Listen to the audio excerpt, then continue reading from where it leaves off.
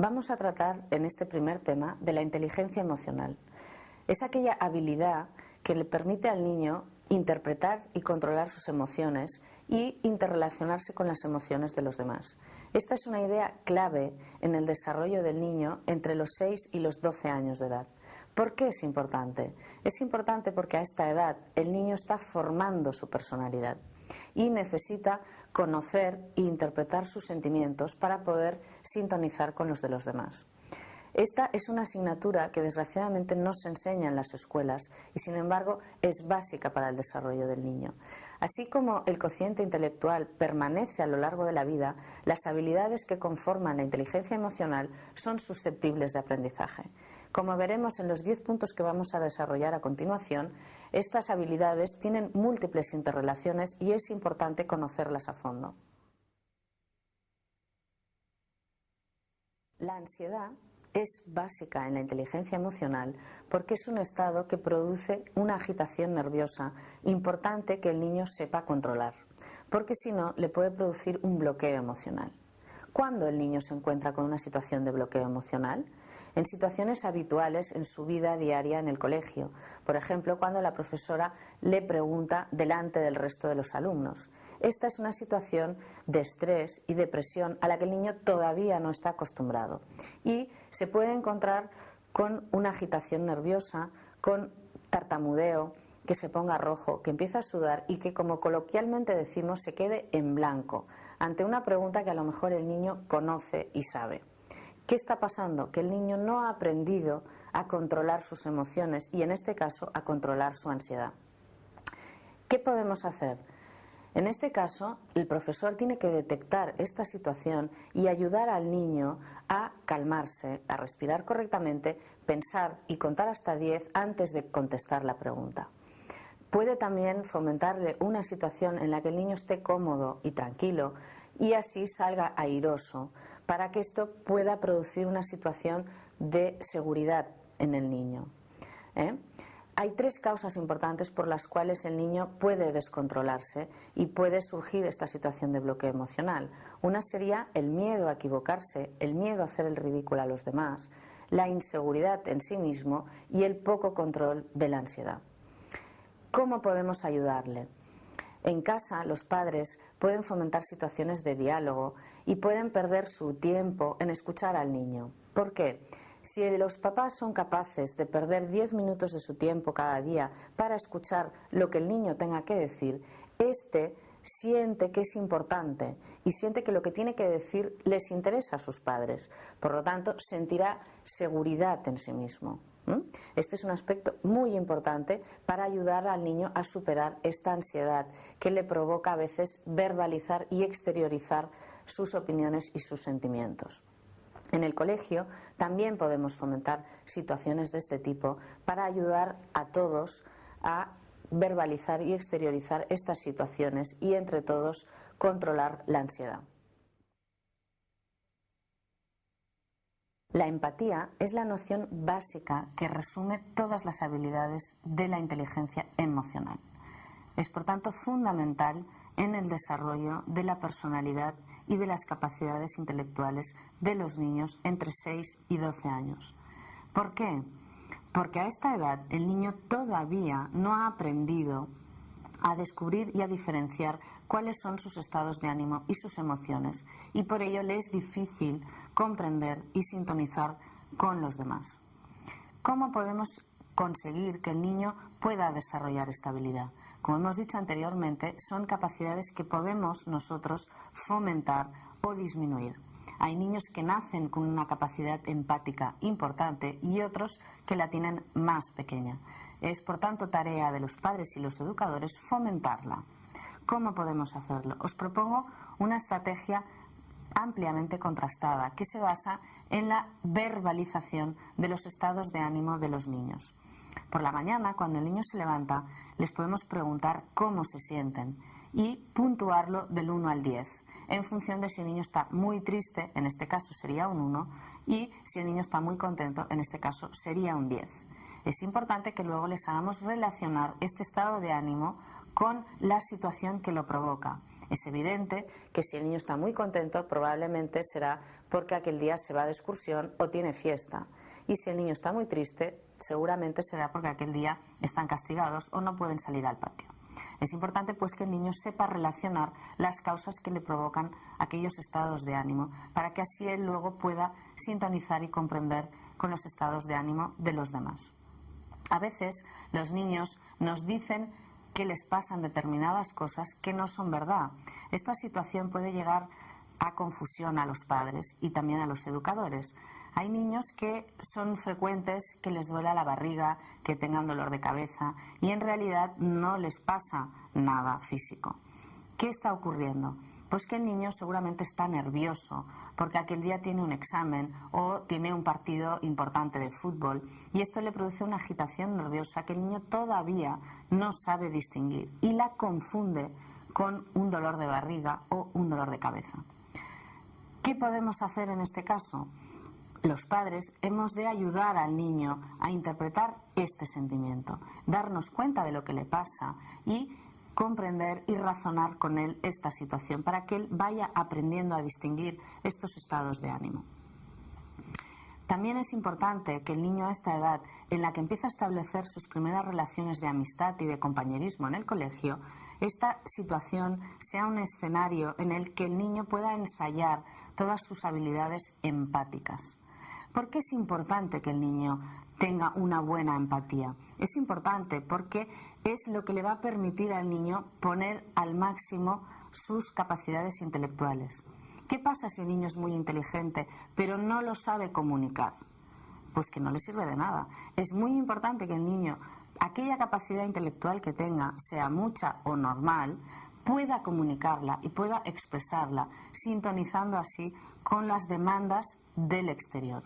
En resumen, la empatía es una capacidad básica para el desarrollo tanto personal como de las capacidades intelectuales de los niños en esta edad entre los 6 y los 12 años.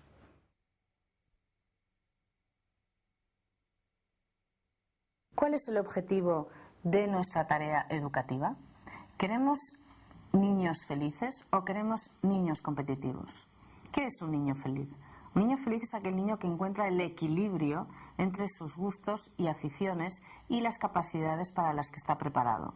Normalmente es un niño que tiene un alto nivel de empatía, de inteligencia emocional, que valora las relaciones interpersonales y que su objetivo es sentirse orgulloso de sí mismo. Por el contrario, un niño competitivo es un niño con un alto nivel de conocimientos, que ha trabajado más la parte intelectual y quizás ha dejado de lado la inteligencia emocional y que es ambicioso, que su objetivo es ser más y mejor que los demás. Poco le importa estar orgulloso de sí mismo, sino que se centra más en compararse con los logros de los demás. ¿Cómo podemos compatibilizar estas dos cosas? Es importante que el niño sea competitivo y sea bueno en lo que hace, pero es importante también que ello le haga feliz. ¿Cómo podemos conseguirlo? Para ello hemos de ser objetivos, hemos de orientar al niño en elegir aquellas cosas que vemos que el niño destaca, que vemos que el niño tiene capacidades para desarrollar y que a la vez están encajadas con sus gustos y con sus aficiones. Combinando estas dos cosas podemos conseguir lo más pronto posible que el niño vaya encauzando y vaya dirigiendo sus esfuerzos hacia un objetivo personal concreto. ¿Por qué digo esto? Es importante que se haga lo más pronto posible, porque así el niño, cuando llega a una edad madura, ya tiene mucho camino andado. Ahora nos encontramos en esta sociedad de hoy con personas ya con 30 años que todavía no saben qué les gusta, en qué son buenos y qué es lo que tienen que hacer. Por lo tanto, es importante que ayudemos a nuestros niños, es una opinión profesional, que ayudemos y orientemos a nuestros niños en encontrar lo más pronto posible cuál es la cosa en la que ellos pueden desarrollar al máximo sus capacidades intelectuales y esto puede ser compatible con sus gustos y sus aficiones. Es evidente que si al niño le gusta aquello en lo que está trabajando, su resultado será mejor y más exitoso. Por lo tanto, la tarea más importante que debemos llevar a cabo es la de orientar. Cuando digo orientar, no digo dirigir, ni tampoco digo obligar a que los niños hagan aquello que a los padres nos hubiera gustado realizar y por razones no hemos podido hacer, o aquello que los profesores nos parece que el niño puede ser mejor y que sin embargo no combina demasiado con la personalidad del niño. Atención a este punto, es importante que orientemos a los niños con objetividad y con coherencia. El aprendizaje vicario es aquel aprendizaje que no pasa por la propia experiencia, sino que se aprende por imitación de los modelos con los que el niño se identifica. Habitualmente hay varios modelos con los que el niño se puede identificar: los padres, los profesores, personas a las que el niño admira. Normalmente el niño se identifica por el sexo, por situación, por los logros conseguidos.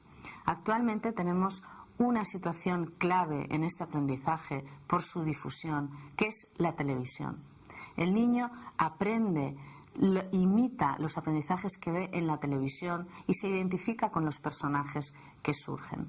Es importante, por tanto, controlar lo que el niño ve por televisión, porque el niño puede imitar conductas agresivas, puede imitar conductas que no son adecuadas para su edad y puede aprender ciertos comportamientos no beneficiosos para el desarrollo de su personalidad. ¿Cómo podemos controlar la televisión? Pensar que el niño está muchas horas frente al televisor y recibe gran cantidad de información que el niño no es capaz de asimilar. Aparte de esto, también hay una influencia negativa en la postura, en los sentidos, en la visión. Es importante que dosifiquemos el rato que el niño está delante de la televisión. No puede ser que un niño esté indeterminadamente siempre delante de la televisión. Hemos de dejarle ver determinados programas con cierto criterio y siempre es importante que haya algún adulto, mientras el niño está viendo el programa, que sea capaz de hacer una crítica constructiva. ¿Por qué? Porque si no hacemos una crítica constructiva de lo que el niño ve, el niño puede llegar a creer que todo lo que se dice por la televisión es verdad, es infalible. Y no es así. El niño debe aprender a criticar y a tener su opinión sobre lo que se dice y sobre los contenidos que salen por televisión. Es importante también tener unos límites y unas pautas de cómo y cuándo ver la televisión. No podemos dejar que los niños trastoquen su horario, por ejemplo, por quedarse a ver un programa de televisión. No puede ser que un niño de entre 6 y 12 años se vaya a dormir más tarde de lo que es su hora habitual, porque ello puede producir alteraciones en el sueño con graves efectos negativos en el desarrollo escolar y pueden llegar a producir fracaso escolar. Si un niño se duerme en clase porque la noche anterior ha estado viendo una serie que ha acabado tarde, esto le repercute en la actitud, en la idea que tiene el profesor de aquel niño y en los conocimientos que no aprenderá porque está dormido. Por lo tanto, es importante que la televisión no modifique los hábitos y las rutinas del niño. Es mejor que no vea la televisión que la televisión pueda afectar tan negativamente al niño. Sin embargo, hemos de tener en cuenta que hay programas en los que toda la clase ve y que si nosotros no le dejamos ver al niño, estamos marginándolo. En este caso, hemos de tener la precaución de grabarle aquel programa y de que el niño lo vea un sábado por la mañana o en algún momento en el que no interfiera en su rutina habitual. Por tanto, si nosotros sabemos controlar la estada del niño delante de la televisión, podemos controlar también los efectos positivos y negativos que ésta puede tener en sus aprendizajes. La regla de oro en este caso sería controlar y limitar el uso y exposición del niño frente al televisor. La autoestima es también un factor muy importante en la inteligencia emocional porque es la base de todo el desarrollo personal del niño. La autoestima diríamos que es la necesidad de apreciación y valoración que tiene el niño y lo que se quiere a sí mismo el niño. Difícilmente el niño va a poder sacar de sí todo su potencial si él no está seguro de sí mismo y esta seguridad normalmente se basa en el aprecio y valoración que se tiene de uno mismo. ¿Qué valores hemos de encontrar en uno mismo? Confianza, seguridad, aprender a pedir ayuda cuando uno no sabe lo suficiente. Esta es una cualidad difícil porque a los niños a veces les cuesta por orgullo preguntar y pedir opinión. Los niños, ¿cómo forjan la autoestima? El niño no nace queriéndose a sí mismo, sino que esto se va aprendiendo progresivamente. ¿Cómo lo hacen? Los niños normalmente en el entorno afectivo en el que se mueven, que es el entorno familiar, buscan ese reflejo, esa opinión que los padres tienen de él para aprender a conocerse a sí mismos y aprender a valorarse. Si un niño no encuentra nunca el apoyo de sus padres, es difícil que se valore, porque pensará que no le interesa a nadie, y si no le interesa a nadie es que no vale nada. Aquellos padres que están todo el día diciendo no hagas esto, no hagas lo otro, no dejes de hacer aquello, no, ¿qué mensaje le están dando a su hijo? Pues que no sirve para nada, que todo lo hace mal. No están valorando nada de lo que hace el niño. Es verdad que a determinadas edades los niños parece que todo lo hagan mal, pero es tarea tanto de los padres como de los educadores encontrar aquellas cosas que hacen bien para valorárselas. Tener en cuenta que los padres y los educadores son el reflejo, son el espejo en el que el niño se mira para poder formarse una idea de sí mismo. Si nosotros etiquetamos al niño en la clase diciendo tú eres del grupo de los tontos, el niño se creerá que es tonto y actuará como tal. El niño desempeña una serie de roles según las etiquetas que los mayores le ponemos. Nosotros nos hemos dado cuenta de que el niño no actúa igual en casa que en el colegio. ¿Por qué? Precisamente por esto. Si los padres le han puesto la etiqueta al niño que es el tercero y que es el mimado y que no sé qué, pues aquel niño actúa desarrollando aquellas facetas que están de acuerdo con aquella etiqueta. En cambio, a lo mejor en el colegio la profesora le cae bien el niño y le tiene etiquetado como el niño bueno, el niño solidario, el niño tal, y el niño actúa en consecuencia. Es, por tanto, muy importante las expectativas que tenemos de los niños, porque son las que hacen salir lo mejor del niño. Es importante no tener una expectativa negativa tanto del comportamiento como de las habilidades del niño, porque el niño actúa en consecuencia. Vigilar este punto, ya que es muy importante para elaborar una buena autoestima, fundamental para el desarrollo de la personalidad del niño, sobre todo a esta edad, entre los 6 y los 12 años, en la que el niño está ensayando todas sus habilidades emocionales.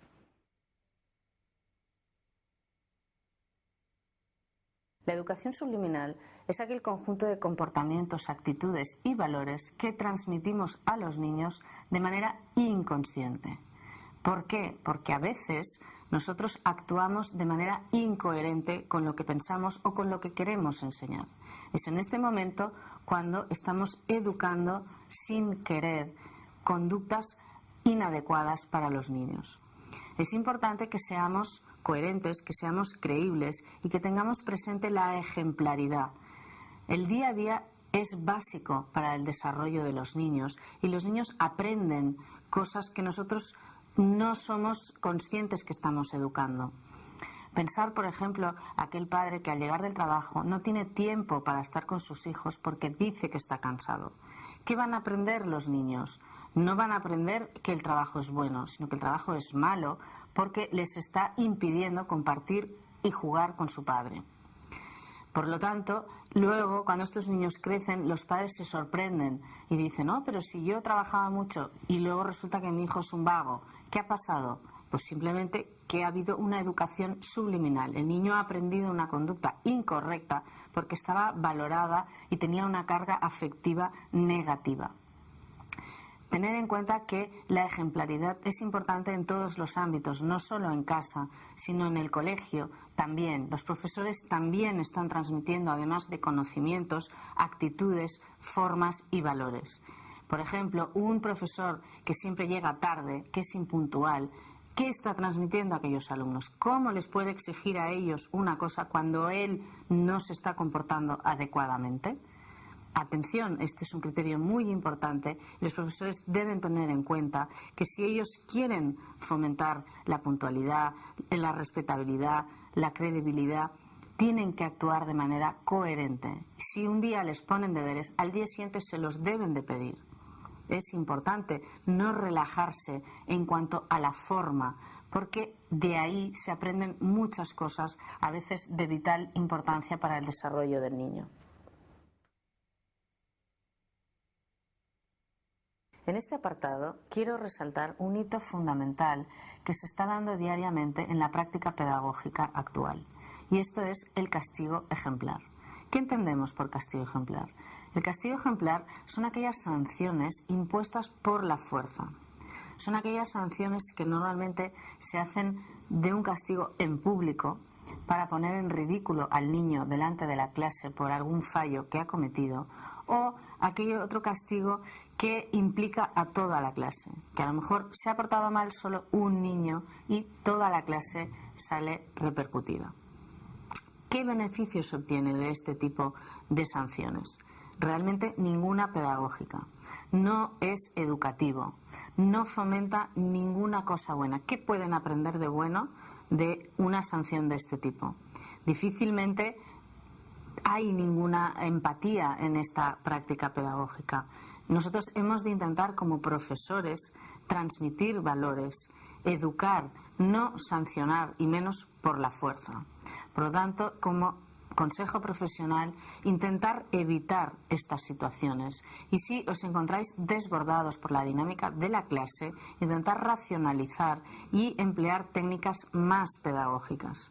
Es importante no poner al niño en una situación de ridículo, porque esto no va a hacer que disminuya la conducta negativa. Si el niño realmente tiene problemas de comportamiento, esto le va a aumentar y acrecentar la falta de confianza, la falta de credibilidad y la rabia que le puede producir una situación injusta. Por lo tanto, es importante que seamos coherentes, es básico que tengamos recursos pedagógicos, que empleemos la empatía para solucionar situaciones de este tipo. El niño es un ser social que vive y se desarrolla en un medio social, en permanente interactuación con otros seres humanos. Es importante, pues, establecer unas normas de convivencia para que esta convivencia sea fructífera para todos. Los valores que más nos interesa resaltar en este campo son la educación, el compañerismo, el respeto, el tener un respeto hacia las normas establecidas y el formar a los niños a ser personas y no autómatas. Los niños deben comprender el significado de la libertad y saber que cuando acaba la suya empieza la del otro. Es importante a esta edad en la que el niño todavía puede convertirse en un aliado nuestro, establecer un sistema bipolar de deberes y derechos y obligaciones. El niño tiene unas obligaciones que cumplir y tiene unos derechos. Es importante que los niños aprendan esta diferencia. ¿Cómo podemos conseguir imponer e inculcar estos valores? Si nosotros queremos que los niños nos respeten, hemos de empezar por respetarles nosotros a ellos. Si nosotros queremos que los niños nos escuchen, no nos oigan, sino que nos escuchen, nosotros también les hemos de escuchar y hemos de tener atención en lo que dicen. Por lo tanto, ¿cómo debemos actuar en estas situaciones? En casa es importante que los niños vean que ambos padres van al unísono y no que un papá dice no cuando la mamá dice sí, sino que los dos actúan en coherencia respecto a unas normas que ellos han hablado anteriormente. En el colegio sucede lo mismo. ¿Cómo puede ser que en una institución en la que hay unas normas comunes a todos, en cada aula el profesor actúe libremente y sin tener respeto hacia las normas de los demás? ¿Qué les estamos enseñando? Aquí les estamos enseñando a no respetar. Por lo tanto, atención, ser coherentes, ser respetuosos para que así los niños también lo sean.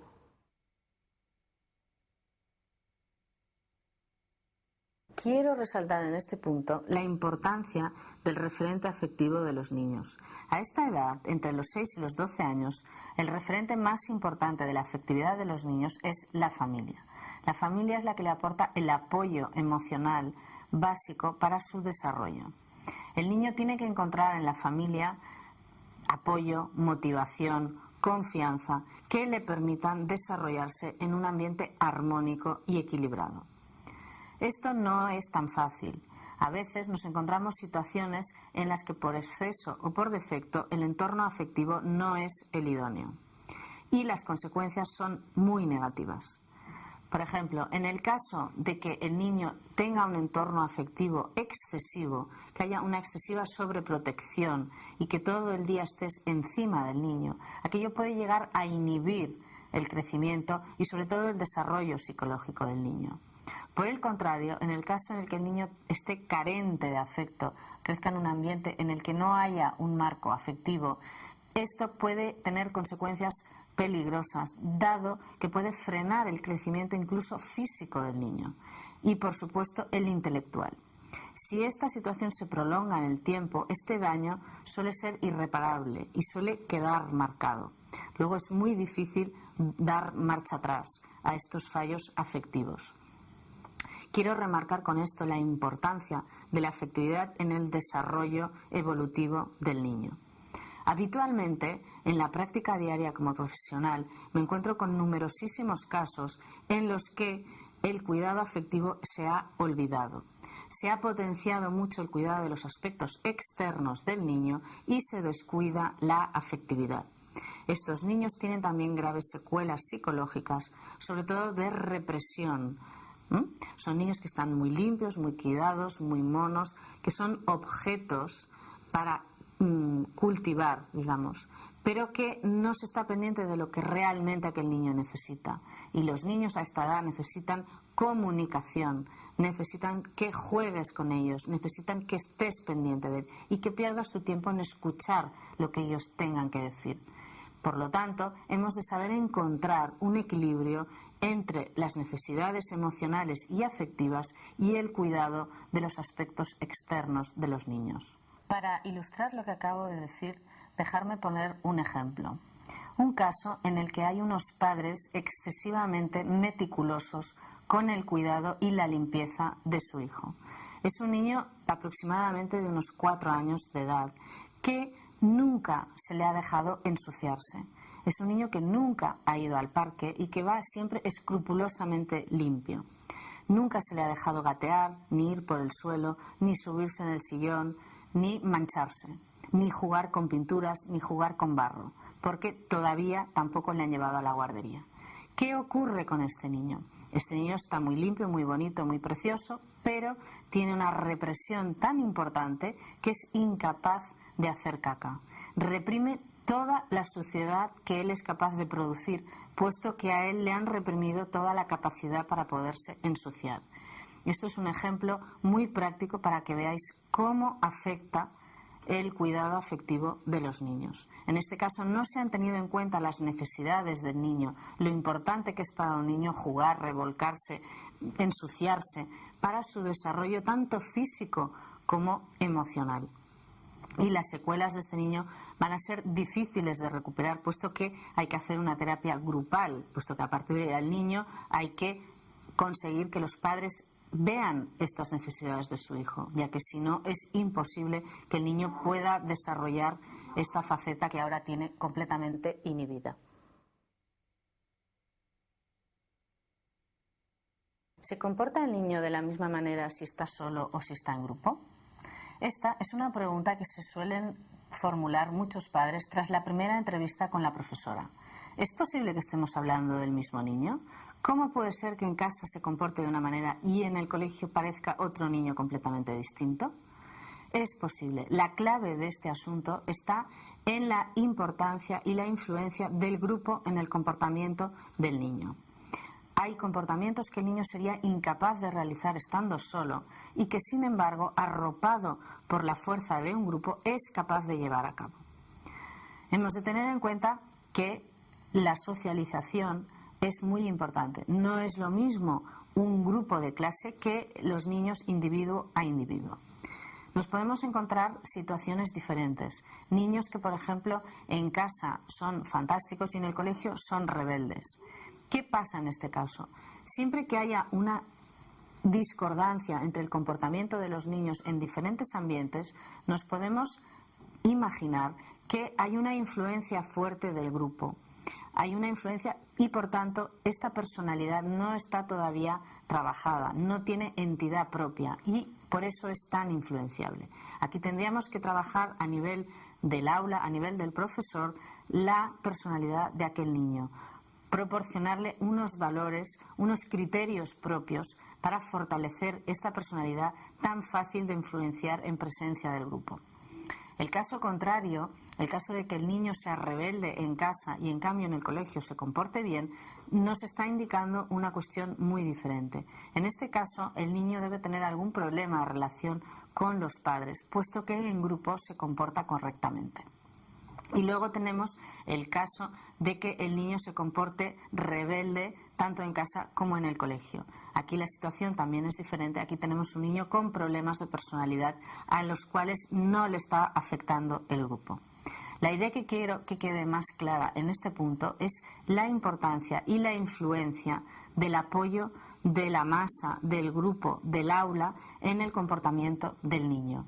Hay niños que se convierten en líderes por la presión y la fuerza de sus compañeros y hay niños que quedan completamente marginados precisamente por la falta de presión del grupo.